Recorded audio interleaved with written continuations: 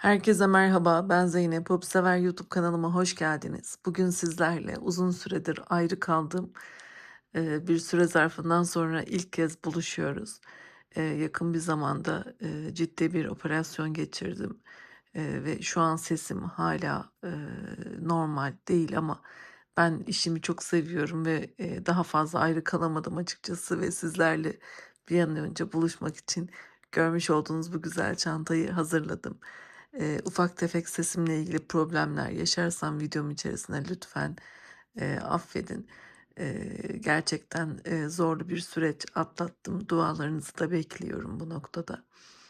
Evet, ben Rafya İplik'ten şöyle güzel bir çanta hazırladım sizlere. Yazın kullanalım diye. Bunu isterseniz yetişkinler için, dilerseniz çocuklar için de hazırlayabilirsiniz. Benim şöyle hatta daha önce hazırlamış olduğum bir kiraz tarifim var. Kızım çok beğendi çantayı ve anneciğim dedi bu çantaya bu kirazı ekleyelim ve bu benim olsun lütfen dedi. Yani çantanın sahibi hazır aslında. Dilerseniz sizler de bu şekilde çocuklar için ya da büyük kendiniz için yetişkinler için de yapabilirsiniz. Ölçülerini de vereceğim sizlere. Ben şöyle hemen ipimle başlamak istiyorum. Organik rafya kullandım. Şöyle 100 gram arkadaşlar, 150 gram civarı ip yeterli olacaktır. Yani böyle bir ip alıyorsanız 2 yumak gerekmekte. Bunların paket halinde sarımları da var. Yani kendiniz sararak aldığınız iplerden de 150-200 gram civarı alabilirsiniz. Farklılıklar gösterecektir ip çeşitlerine göre. Yani 200 gram fazlasıyla yetecektir, o şekilde söyleyeyim. Yine 4 milim bir tığ kullandım arkadaşlar bu çantamı hazırlarken. Ölçülerini de şimdi sizlere göstermek istiyorum. Çantamızın şu şekilde yüksekliği 20 santimetre. Tabi tabanı da var arkadaşlar. Bakın tabanlı bir çanta şöyle. Yani tabanını şu şekilde katladığımızda neredeyse 25-26 santimetreye tekabül ediyor. Yine şu ağız genişliğini de göstermek istiyorum. Burası da 32 santimetre. Yani bunu dediğim gibi bir el çantası olarak rahatlıkla yapabilirsiniz. Ben içine henüz bir astarlama yapamadım. Sizler astarlama da yaptırabilirsiniz. Şöyle bu ön ve arka parçadan ve körük dediğimiz bu yan kısımlardan oluşan 3 parçadan oluşan bir çanta. Sizler vermiş olduğum ölçüleri ve sayıları artırarak, yani buradaki sayıları artırarak, ölçüleri artırarak daha büyük ebatlı bir çantada tabii ki hazırlayabilirsiniz. Evet, sözü de fazla uzatmayalım. Uzun bir aradan sonra sizlerle de buluştum. Çok heyecanlıyım. Umarım sorunsuz bir şekilde videomuzu hazırlarız. Yorumlarınızı da bekliyorum. Yorumlarınız ve dualarınız benim için gerçekten çok kıymetli. Bir an önce hadi işimize başlayalım. Evet, çantamızı yaparken 3 tane parçaya ihtiyacımız var. Ön ve arka duvar aynı eşit boyutlarda 2 parça. Bir adet de körük olarak bu şekilde daha dar ve uzun bir parça hazırlayacağız.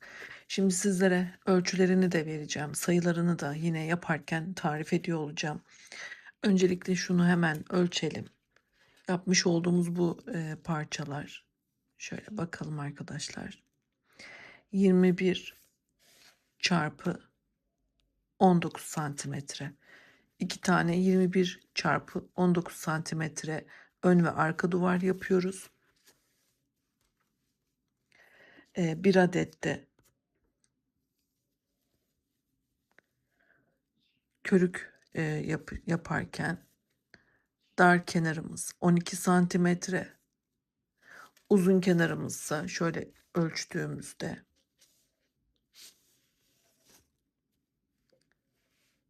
60 santim civarı yapacağız. Buna henüz karar vermiş değilim. Çünkü dikeceğiz arkadaşlar ve dikerken eksik kalırsa devam ettireceğim. Fazla gelirse de sökeceğim. O yüzden bir parça ip bırakıp yani o şekilde ilerleyeceğim. Size şimdi göstereyim nasıl yapılacağını. Bakın şöyle. Çantamızın körük kısmını şu kenardan başlayacağız. Bakın şuradan dikerek ya da tığ ile nasıl rahat ediyorsak o şekilde ekleyeceğiz duvarlara. Şöyle gideceğiz ve buradan da ekleyeceğiz. Bakın benim burada fazlalık kaldı. Ama dikerken biraz daha toparlanabilir. O yüzden riske atmayacağım. En son burada fazla gelirse onu kesip çıkartacağım. Sizler de eksik gelirse yine biraz ip bırakırsanız örüp tamamlayabilirsiniz. Bu şekilde. Ve daha sonra diğer parçayı da yine ekliyor olacağız. Ben şimdi sizlere bu parçaları nasıl yaptığımızı tarif edeceğim. Model üçünde de aynı. Sadece sayıları farklı. Yani bunu körükle ön ve arka duvarın sayıları farklı. Bu ikisi yine aynı. Bu sayı olarak farklı ama model aynı. Şimdi dilerseniz hem yapmaya başlayalım hem size püf noktalarını yine videomun içerisinde sırası geldikçe anlatıyor olacağım. Hadi videomuza geçelim. Evet, bismillah diyelim ve başlayalım. Öncelikle arkadaşlar bu iki parçanın sayılarını vermek istiyorum. 25 zincirle başladım ve 24 sık iğne olarak yaptım. Daha sonra 24 yarım trabzan şeklinde 13 sıra devam ettim. Yine bu da aynı şekilde 25 zincir, 24 sık iğne, 24 yarım trabzan şeklinde 13 sıra, yani bu ikisi aynı olacak.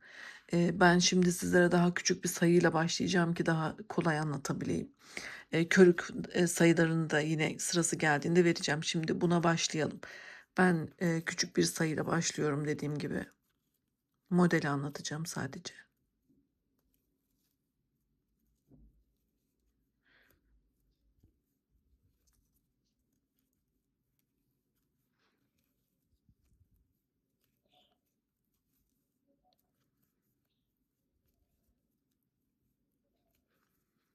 Şimdi ben 9 tane zincir yaptım.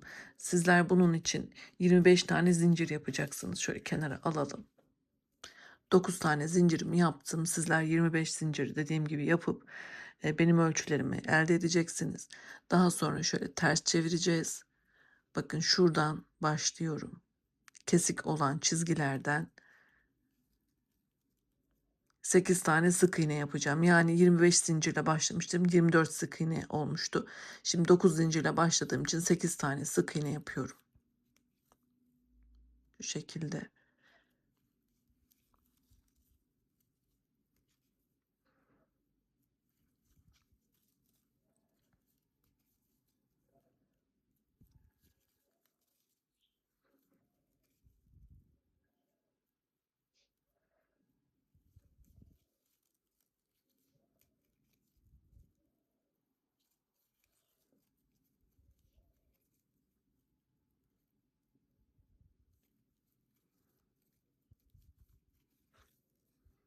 Evet, 8 tane sık iğnemi tamamladım. İlk sırada bu şekilde siz de 25 zincir, 24 sık iğne şeklinde sıra sonuna kadar devam edeceksiniz.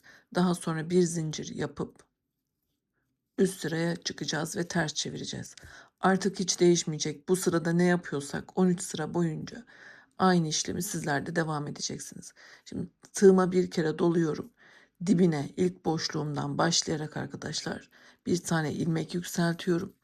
Bakın tığımda 3 tane ilmek var. Üçünü tek seferde çıkartıyorum. Bu bir yarım trabzan. Şimdi devam ediyorum. Üstüne aldım. Şimdi sıradaki ilmek gözünden şöyle ilmeğimi çıkartıyorum. Üçünü tek seferde çıkarttım. 2. Burada 24 tane sık iğne yaptığınız için 24 tane yarım trabzan yapmalısınız. Ben de 8 tane yaptığım için burayı 8'e tamamlayacağım.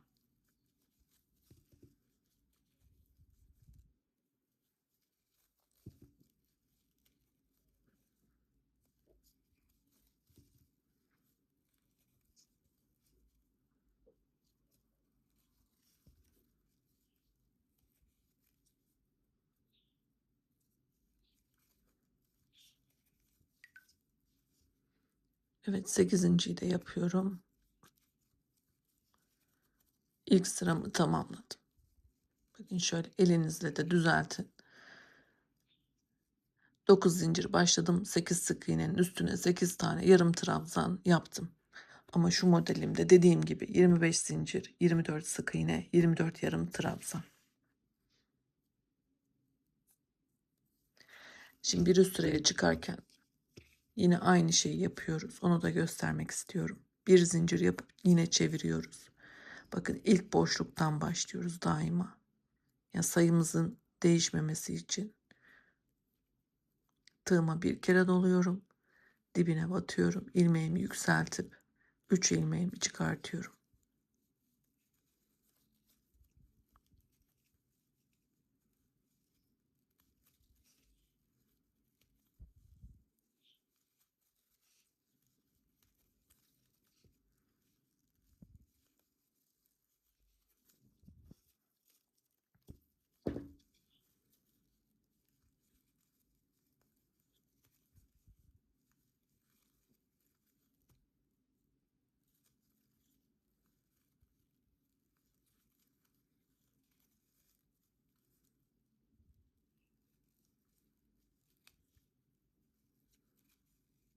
Evet, 8.'yi de muhakkak yapıyorum.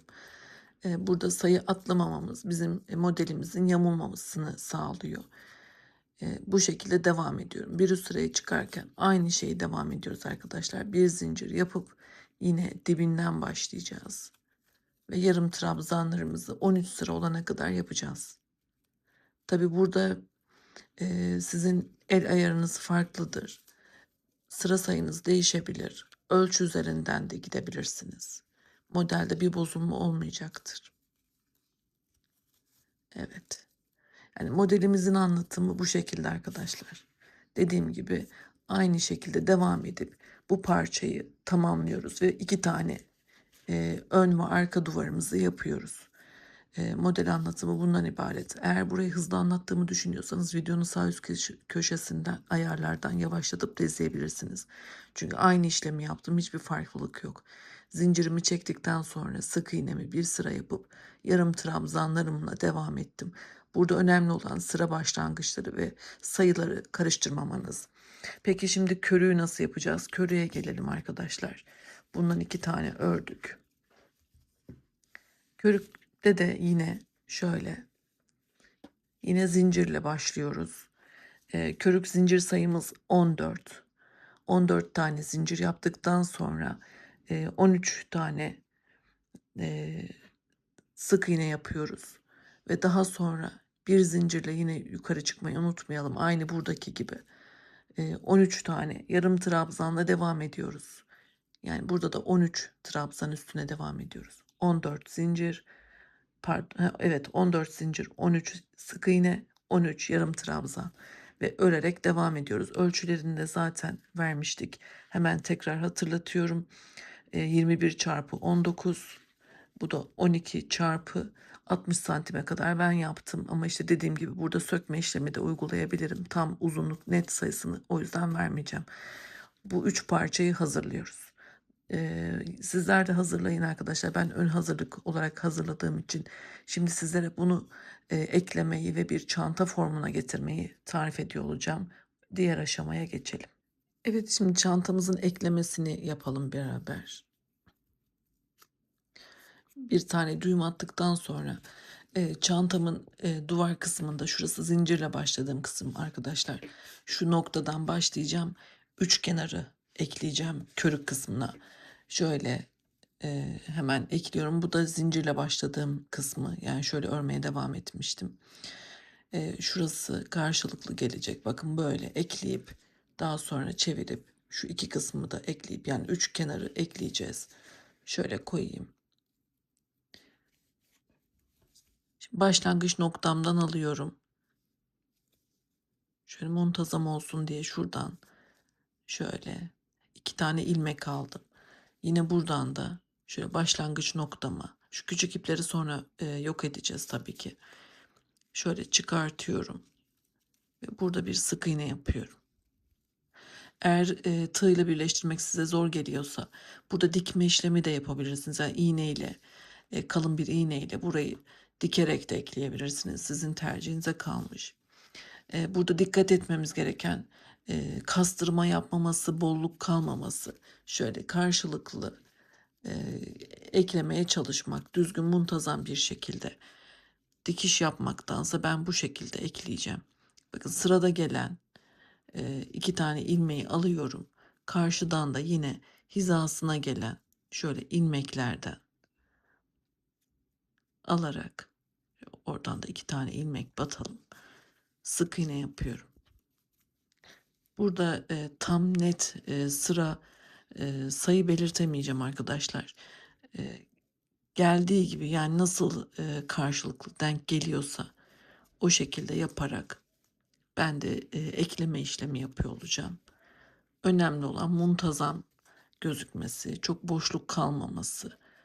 Bu şekilde özenerek karşılıklı eklememi sağlıyorum. Bakın şöyle denk geliyor. Geldiği yerden sık iğne yapıyorum. Başka herhangi bir şey yapmıyorum. Yani şuradan dibinden değil, çok uzaktan değil. Şöyle nasıl geliyorsa önünüzde denk gelen uygun boşluklardan yapalım. Bakın şöyle. Evet bu şekilde ekliyorum. Şuraya geliyorum. Burada da herhangi bir kastırma yapmamasına özen gösteriyorum. Bakın şuraya geliyorum. Çevirdim. Burayı da dikiyorum. Yani tığımla sık iğne yaparak. Daha sonra şu noktaya geliyorum. Bu noktada dediğim gibi eğer burası fazla gelirse ben burayı söküp düğüm atıp kapatacağım. Dikerken eksik kalırsa yine artıracağım. Yani burayı son anda karar vereceğim. Burayı yaptıktan sonra şöyle aynı işlemi diğerinden de yapacağız arkadaşlar. Yine bunun da üç kenarını ekleyeceğiz. Çantamız ortaya çıkacak. Hadi dilerseniz siz de yapın, ben de yapayım. Diğer aşamasına o şekilde devam edelim. Evet ben çantamı eklemeyi devam ettirdim. Şöyle hemen sizlere de göstermek istiyorum. Bu şekilde. Şöyle. Gayet güzel oldu. Şimdi eklediğim noktada bitirdiğim noktadayım. Burada ipimi kopartmadım. Kaldığım noktadan devam edeceğim. Bir sıra burada sık iğne geçeceğim arkadaşlar. Ağız kısmında. Şöyle. Kaldığım noktada bir zincir yapıyorum. Ve sıradan başlayarak şu şekilde bir tam tur sık iğne yapıyorum.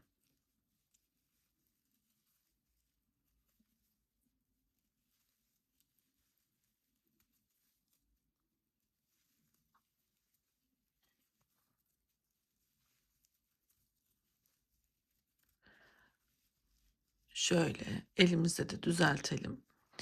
Bunu bir tam tur yapacağım arkadaşlar. Şu noktaya kadar devam edelim. Evet tam bir tur devam ettim. Başlangıç noktama kadar ilerledim. Şimdi burada nasıl kapatacağız hemen onu da gösteriyor olacağım. İpimi bir miktar uzun bırakıp kesiyorum. Temiz bir kapanış yapabilmek için başlangıçta yapmış olduğum şuradaki zincirden şöyle tığımı arkadan öne alarak batıyorum. İpimi de şöyle arkaya çekiyorum.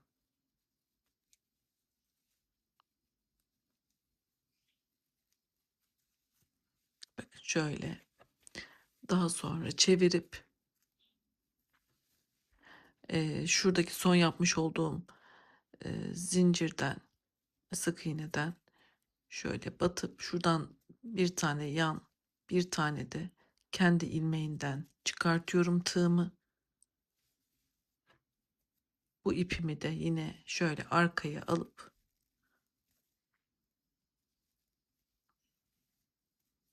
çıkartıyorum ve burada yine bir başak modeli oluşturdum. Yani temiz bir bitiriş oluşturdum. Daha sonra bu ipimi de biraz yürütüp düğümlüyorum ki açılma yapmasın. Evet çantamız bu noktada artık bitti arkadaşlar. Dilerseniz burada sap Hazır bir sap da kullanabilirsiniz. Şöyle elde tutmalı isterseniz küçük deri aparat saplar var hazır satılan, ya da daha uzun isterseniz o şekilde, ama ben elde tutulan kendi örgüm ile yapacağım bir sap uygulaması yapacağım. Şimdi dilerseniz hemen oraya geçelim. Yaptığım sapı kendi ipiyle dikeceğim için biraz şöyle pay bırakıp başlamak istiyorum. Buradan dikiş yapacağım.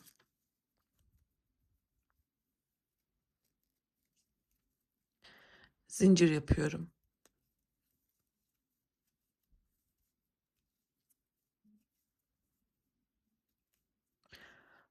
6 tane zincir benim için yeterli. Yani şuradaki genişlik benim için yeterli. Geriye dönerek sıradaki zincirden sık iğne yapıyorum.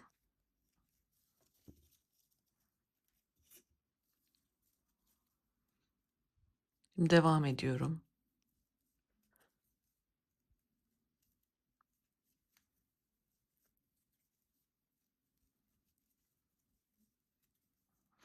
Beş adet sık iğne elde ettim. 6 zincir, 5 sık iğne.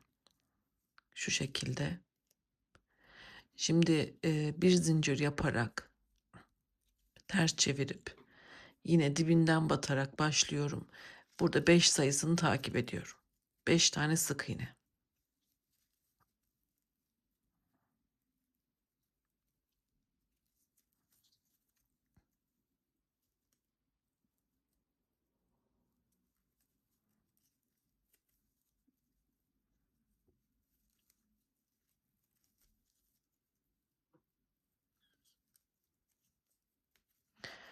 5 tane sık iğnemi de yaptım. Yine bir zincir yapıp çeviriyorum. Tekrar dibinden batarak 5 sık iğne yapıyorum yan yana. Ee, Sap kısmında tamamen sık iğne ilerliyoruz arkadaşlar. Daha kullanışlı olsun, çok esneme yapması, sağlam olsun diye. Sadece dikkat etmemiz gereken 5 sayısını kaybetmemek.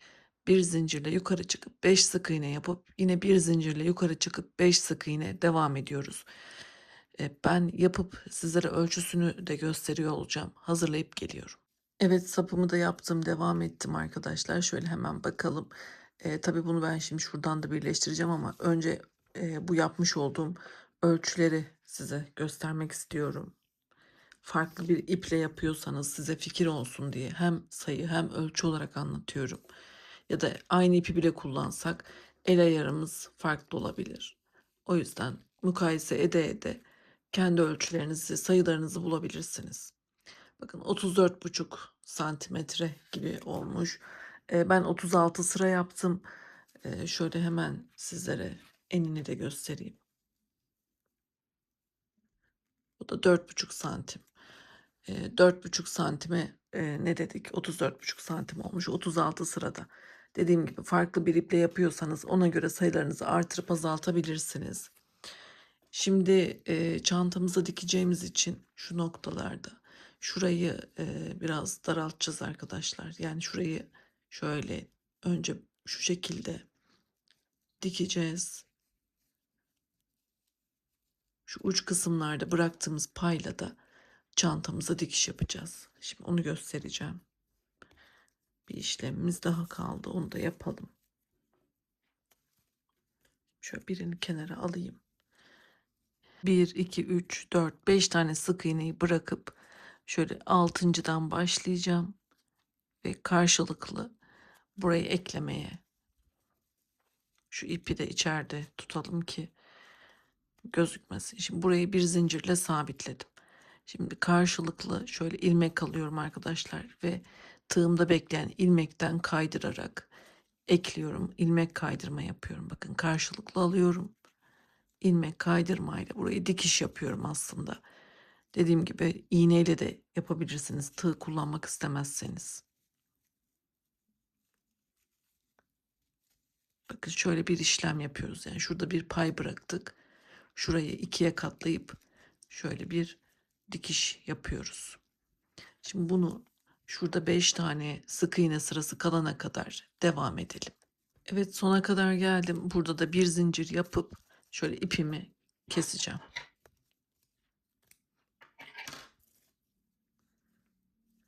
Yine bu ipi şöyle iç kısımlara yürüterek arkadaşlar yok edeceğiz. Bakın çantamızın sap kısmının içinde kalacak. Şöyle devam edelim. Şöyle. Bunu artık siz daha çok yürütürsünüz. Ben şöyle hemen göstereyim. Diğerini de aynı şekilde hazırlayacağız bunu da. Ve şu ipimiz yardımıyla, kenarda kalan iplerimiz yardımıyla şöyle dikeceğiz çantamıza. Bakın. Sapı bu şekilde hazırlayacağız. Daha sonra diğerini de buraya. Ben şimdi hızlıca orayı da göstereceğim.